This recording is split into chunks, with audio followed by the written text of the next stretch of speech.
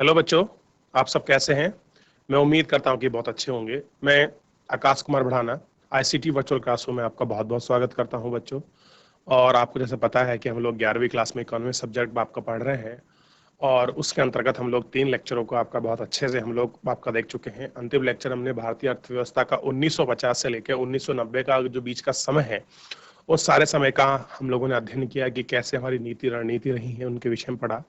और आज हम जो बात करने वाले हैं अपने लेक्चर के अंतर्गत वो हम लोग देख रहे हैं नई आर्थिक नीतियां आपके 1991, यानी कि हम लोग आज के लेक्चर में 1991 में जो आपकी नई आर्थिक नीतियां बनी थी, जिसे आम भाषा में हम कहते हैं एलपीजी, उदारीकरण, वैश्वीकरण, क्लियर है बच्चों, और आपका निजीकरण, इसके विषय में हम लोग अपने लेक्चर के अंतर्गत हम लोग पढ़ेंगे, जानेंगे। क्योंकि जो ये आपका रिफॉर्म था आपका 1991 में आया, इसको हम लोग आपका देखेंगे। चैप्टर का नाम मैं आपको बताऊंगा कि क्या है हमारा, वैश्वीकरण है, उदारीकरण और आपका निजीकरण। हम इस आपका चैप्टर को देख रहे हैं।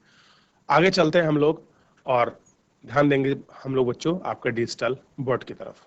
देखिए, आर्थिक सुधार 1991 से हम लोग इसको देख रहे हैं और इसी में आप देखेंगे जो हमारे समक्ष हमको मिला है चैप्टर नंबर 3 आपकी स्क्रीन पर, औदारीकरण, निजीकरण और वैश्वीकरण, एक समीक्षा। कि हम ये देखेंगे कि आखिर में हमने उदारीकरण में और निजीकरण और वैश्वीकरण में हमने कैसे, हम उस बात का समीक्षा को करेंगे कि हम लोग आखिर में लिबराइजेशन, आपका प्राइवेटाइजेशन और आपका ग्लोबलाइजेशन में हम लोग कहाँ तक सफल हुए, कैसी हमारी नीतियां थी, उन नीति के अंतर्गत हम लोगों ने क्या पढ़ा, क्या समझा, क्या देखा, उसको हम लोग इन लेक्चर के अंतर्गत आपका बात करने वाले हैं। देखिए बच्चों, इस अध्याय को पढ़ने के बाद आप 1991 में भारत में आरंभ में की गई सुधार सुधार नीतियों की पृष्ठभूमि से परिचित होंगे। यानी क्या पढ़ेंगे, जो भी आपकी पृष्ठभूमि है आप उनसे परिचित होंगे। सुधार आपका नीति को आरंभ किए जाने की प्रक्रिया को समझेंगे कि कैसे हमारे यहाँ जो आपके रिफॉर्म की पॉलिसी शुरू हुई है, उन सारी पॉलिसी को आप समझेंगे। वैश्वीकरण की प्रक्रिया और भारत के लिए इसके निरर्थक से हम लोग परिचित होंगे कि कैसे हम इनको परिचित करेंगे, इन सब विषय में हम लोग देखेंगे। विभिन्न क्षेत्रकों पर सुधार प्रक्रियाओं के प्रभाव को जानेंगे कि जो आपके सुधार के प्रभाव की जो प्रक्रिया है, वो सुधार प्रक्रिया के प्रभाव को हम जानेंगे। फिर हम लोगों को ये सारी चीजें आपको पता चलेंगी और हम लोग इस पर विषय पर अपनी जो हम चीजें चाहते हैं वो हम लोग देख पाएंगे।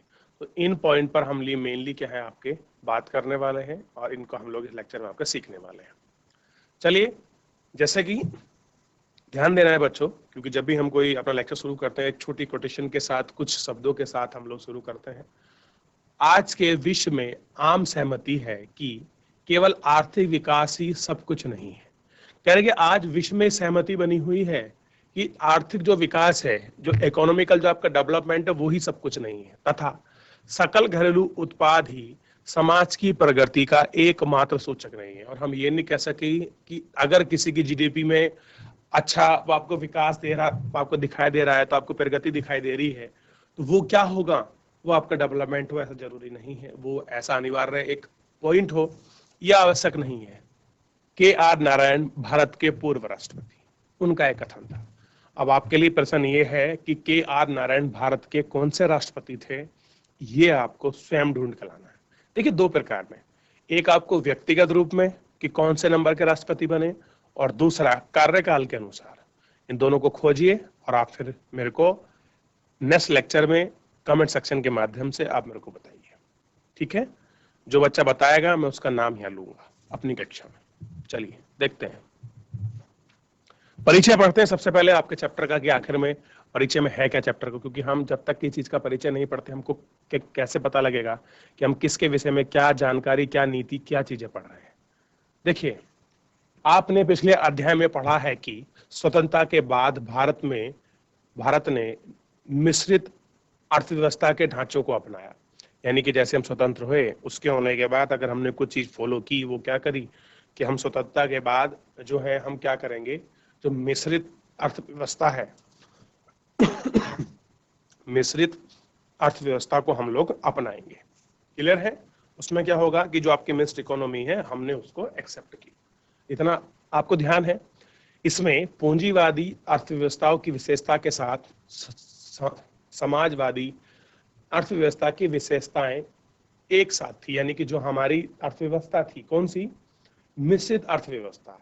इस मिश्रित अर्थव्यवस्था में आपके पूंजीवादी अर्थव्यवस्था और समाजवादी अर्थव्यवस्था, इन दोनों की आपकी विशेषताएं थी।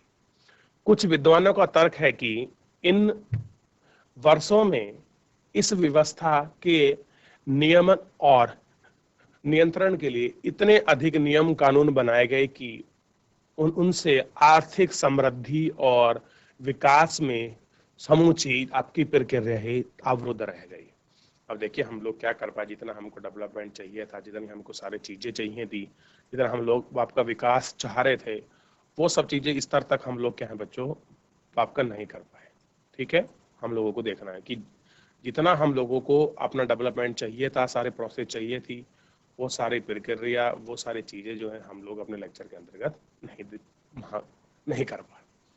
अन्य विद्वानों का मत यह है कि भारत जिसने अपनी विकास यात्रा लगभग गतिहीन स्तर से आरंभ की थी, जो बचत में समृद्धि और विविधतापूर्ण औद्योगिक आधार है तथा जो विभिन्न वस्तुओं का उत्पादन करता है, साथ ही कृषि उत्पादन में निरंतर वृद्धि द्वारा खाद्य सुरक्षा सुनिश्चित होती है। अब कह रहे हैं कि भारत ने, आप देखिए कैसे बिल्कुल एक गतिहीन, कोई गति नहीं थी अर्थव्यवस्था में, उसके साथ अपनी चीजों को शुरू किया। शुरू करने के साथ हम देखेंगे आपकी समृद्धि थी और जो आपकी विविधतापूर्ण उद्योग थे उसका आधार बनाया, वस्तु का उत्पादन किया और कृषि की जो चीजें थी उनमें क्या किया, खाद्यान्न चीजों में आपकी वृद्धि की और खाद्यान्न जो आपकी सुरक्षा थी उसको सुनिश्चित किया। ठीक है, वर्ष 1991 में भारत को विदेशी ऋणों के मामले में संकट का सामना करना पड़ा। अब हुआ क्या कि 1991 में भारत को, अगर आप देखेंगे, विदेशी ऋणों का सामना करना पड़ने में संकट आ गई। यानी कि हम लोगों ने जो इससे पहले अपने कामों को चलाने के लिए, खाद्यान्न चीजों के लिए हमने क्या किया था, विदेश से ऋण लिया था। अब ये क्या हो गया, 1991 में हम लोगों को इसका सामना करना पड़ा। सरकार अपने विदेशी ऋण के भुगतान करने की स्थिति में नहीं थी, यानी कि जो हमको विदेशी ऋण जो आपको चुकाना था, उस विदेशी ऋण को आपको चुकाने के लिए हम क्या नहीं थे, उस स्थिति में नहीं थे, क्योंकि हमारे पास तब भी पैसा नहीं था। पेट्रोलियम आदि आवश्यकता की वस्तु के आयात के लिए सामान्य रूप से रखा गया विदेशी मुद्रा रिजर्व, यानी कि फॉरेन रिजर्व जो था, 15 दिन के लिए आवश्यक आयात का भुगतान करने योग्य भी नहीं बचा था। यानी कि हमारे पास केवल विदेशी पैसा कितना बचा था, यानी कि अगर हमको विदेश से कुछ आपका सामान मंगाना है, और वो भी क्या है, जो भी आपकी आवश्यक वस्तु, जैसे आपका पेट्रोल हो गया, कोई और खाद्यान्न चीजें होगी, जो मान लीजिए, इनका केवल हमारे पास इतना पैसा था कि हम 15 दिन से कम का भी चीजें मंगा सकते थे और हम इसके बाद कुछ नहीं मंगा सकते थे, हमारे पास पैसा ही नहीं था। क्लियर है? इस संकट को आवश्यक वस्तु की कीमत में वृद्धि ने और गहन बना दिया। और सबसे बड़ी बात थी कि जितनी आवश्यकता की जो आपकी वस्तु थी, जो आपकी बेसिक नीड, यानी कि जो आपके रोजमर्रा की जो आपकी वस्तुएं थी, उन वस्तुओं की जो आपकी कीमत थी उनमें क्या हो गया, वो आपकी वृद्धि हो गई। और इस वृद्धि से जो ये आपका संकट था, क्या हो गया बच्चों, संकट और भी गहन बना दिया, यानी कि और रूप से बढ़ गया। इन सभी कारणों से सरकार ने कुछ नई नीतियों को अपनाया और इनसे हमारी विकास रणनीति का संपूर्ण दिशा ही बदल दिया। और कह रहे कि इससे क्या हुआ, जो हमारी विकास नीति थी, जो हमारी डेवलपमेंट की जो आपकी पॉलिसी थी, उस पॉलिसी की जो भी आपकी रणनीति थी, उस रणनीति ने जो पूरी आपकी दिशा थी, वो दिशा ही क्या कर दी, आपकी सारी दिशा ही आपका बदल दी।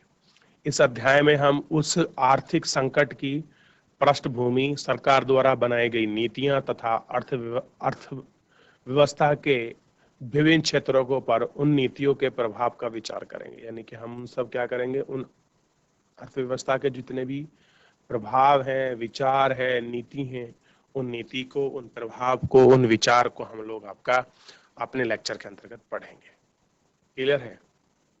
अब देखिए पृष्ठभूमि। इस वित्तीय संकट का वास्तविक उद्गम स्रोत 1980 के दशक में अर्थव्यवस्था में अकुशल प्रबंधन था।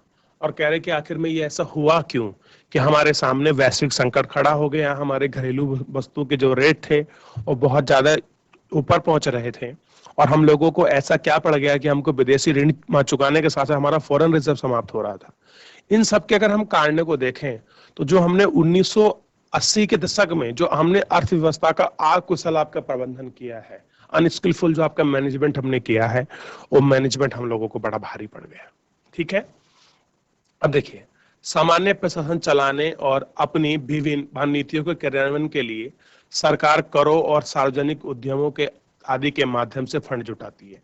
अब सरकार क्या करती है, अगर सरकार को मान लो अपना सामान्यतः अपना प्रशासन चलाना है, तो शासन प्रशासन आपका चलाने के लिए आपका सरकार को पैसा खर्च करना पड़ता है। इसमें सरकार क्या करती है, बहुत सारे ऐसे आपके कार्य होते हैं, कुछ आपका सार्वजनिक उद्यम आदि के माध्यम से क्या करती है, जो आपका फंड है उस फंड को जुटाती है। जब व्यय आय से अधिक हो, यानी कि जब हमारा खर्च जो है क्या हो जाए, जितनी हमारी इनकम है उससे अधिक हो जाए, तो सरकार बैंकों, जन सामान्य तथा अंतर्राष्ट्रीय वित्तीय संस्थाओं से उधार लेने के लिए बाध्य हो जाती है। अब क्या करती है सरकार, सरकार के सामने ऑप्शन बचता है कि जितना पैसा अगर नहीं है वो बैंकों से ले, बैंकों के साथ जो आपके जन सामान्य हैं उनकी जो आप देखिए किसान विकास पत्र के माध्यम से वो आपका पैसा इकट्ठा करती है।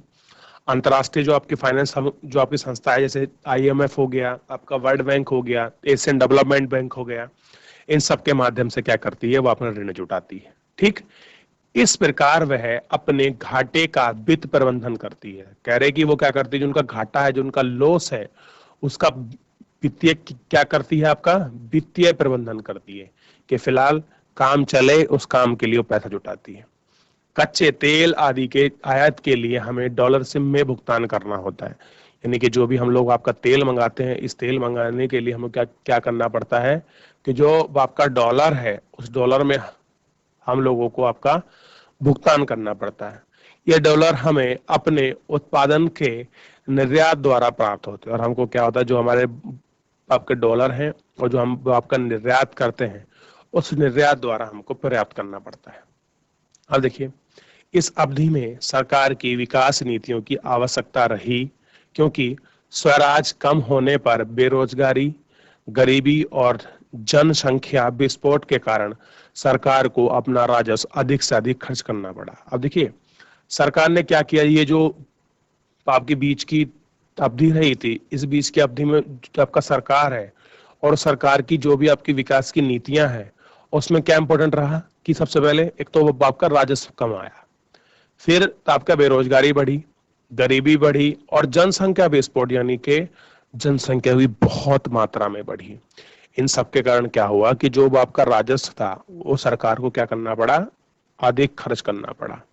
यही नहीं, सरकार द्वारा चलाए जा रहे कार्यक्रम पर होने वाले व्यय के कारण अतिरिक्त राजस्व की प्राप्ति भी नहीं हुई, और कह रहे कि यही कारण है कि जो आपका राजस्व में व्यय होना था और जो हमको प्राप्ति होनी थी वो इतना प्राप्ति भी नहीं हुई, यानी कि व्यय कंटिन्यूस बढ़ता रहा, खर्चे बढ़ते रहे और सरकार की जो इनकम थी वो आपका नहीं बढ़ रही थी।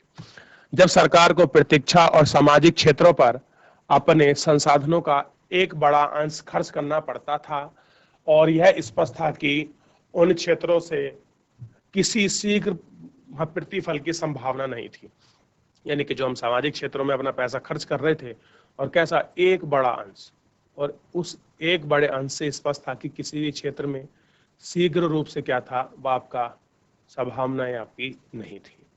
इसकी आवश्यकता थी कि किसी सरकार अपने बचे हुए राजस्व का बहुत कम ही सोच विचार कर प्रयोग कर सकती है।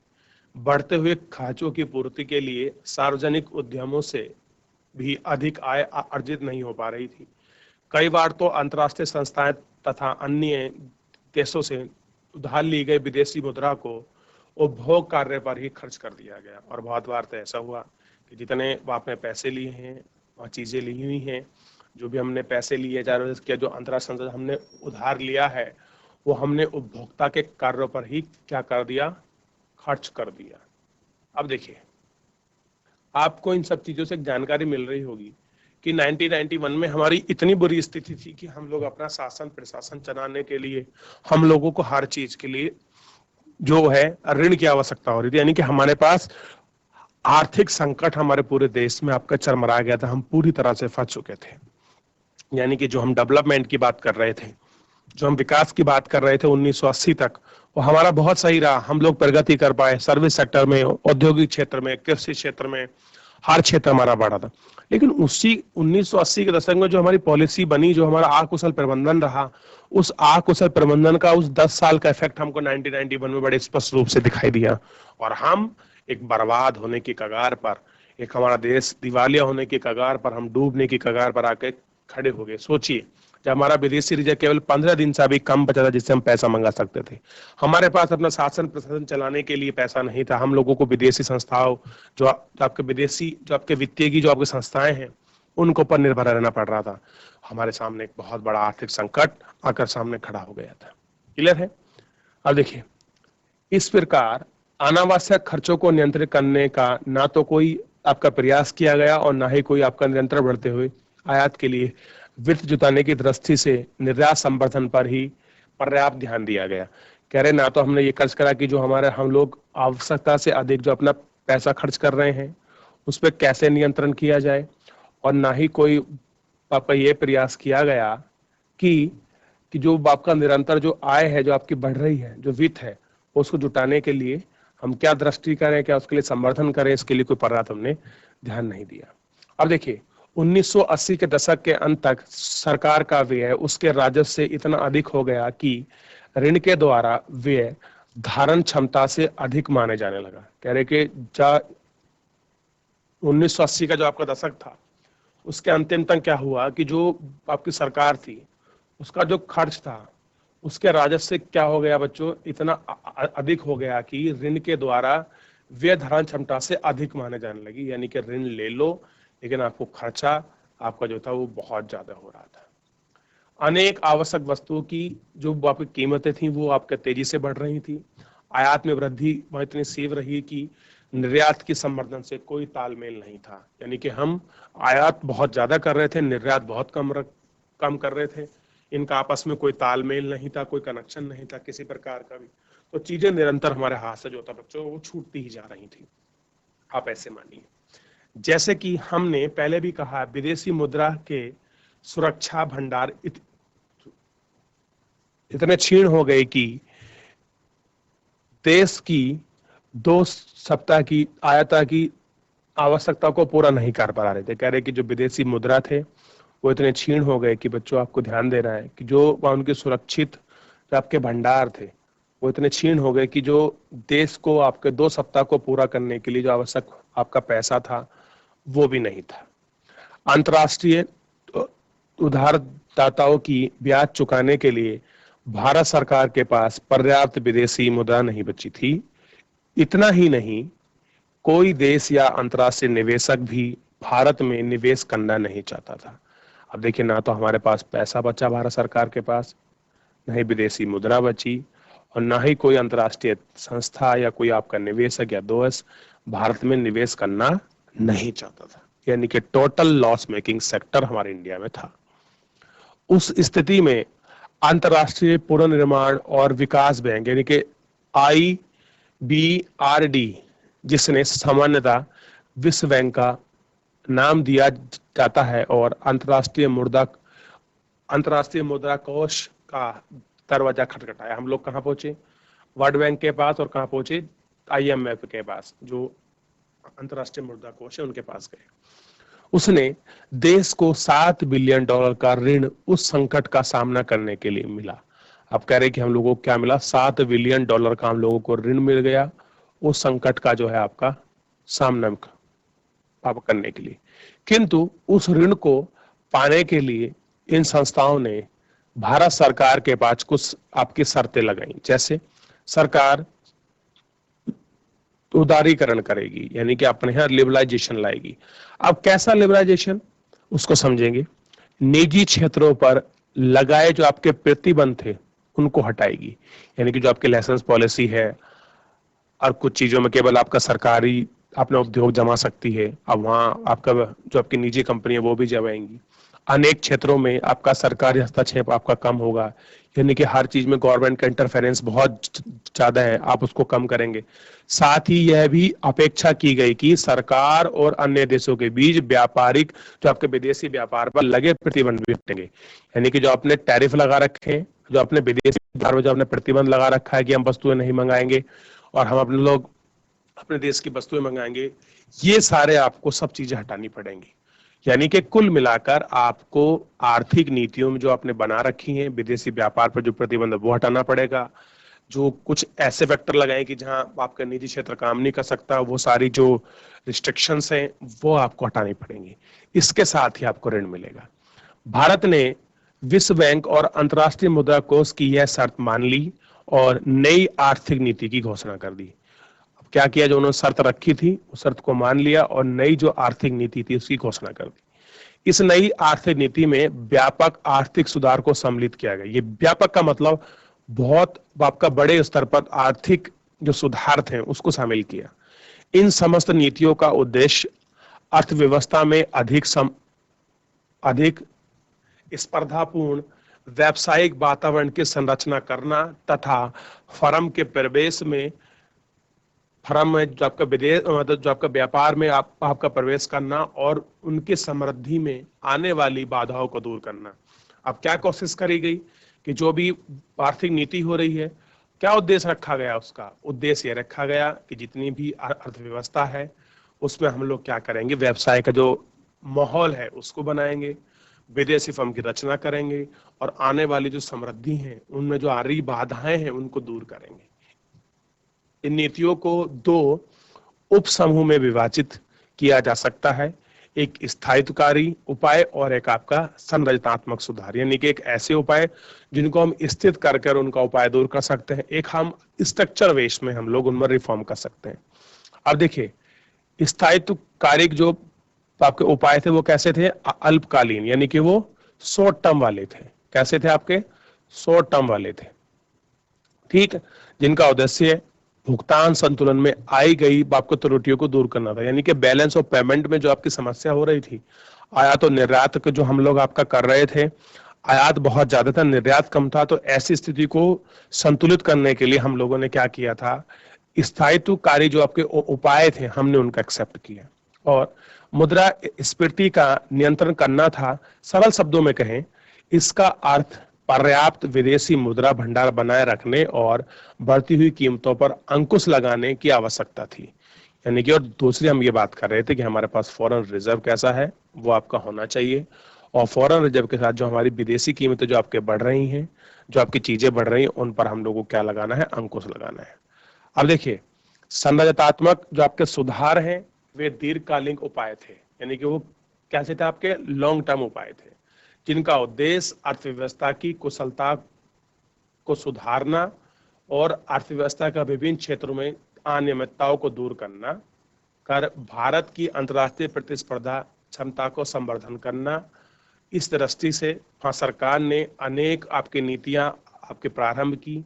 हम इनको 3 उप प्रभागों में पढ़ते हैं, जिसको बोलते हैं उदारीकरण, निजीकरण और आपका वैश्विकरण। हम इनको 3 भागों में देखते हैं। क्लियर है? तो कुल मिलाकर इन 3 नीतियों का कैसे हम लोगों ने वाकई क्रियान्वयन किया, उसका हम लोगों ने अब तक स्थिति पढ़ी कि कैसे हम लोग आपका इन नीतियों को लेकर आए, ये हमको इस लेक्चर में हमने देखा। तो बच्चों, आपके इस नीति के अंतर्गत हम लोग यही आपका देख रहे थे कि कैसे क्या चीज हो रही थी, कैसे उनमें सुधार ला सकते थे और कैसे हमने 1991 की जो अर्थव्यवस्था में आई मंदी को हमारे सामने दूर करने के लिए कुछ हमको विश्व बैंक और IMF ने जो उपचार बताए थे उस पर हम निरंतर काम कर रहे थे, जिसके साथ हमने नई आर्थिक नीति घोषणा की और उस घोषणा के साथ हम लोगों को आज तक देखिए बड़ा बेनिफिट मिलता है। इन सब चीजों को हम लोग अपने कल के लेक्चर में बहुत अच्छे से कंटिन्यू करेंगे, पढ़ेंगे। मैं उम्मीद करता हूं कि आप सब बच्चे इस लेक्चर को घर जाकर एक बार अवश्य रिवीजन कीजिए। आज के लिए इतना ही बच्चों, मिलते हैं नेक्स्ट लेक्चर में। मुझसे जुड़ने के लिए आपका बहुत बहुत धन्यवाद बच्चों।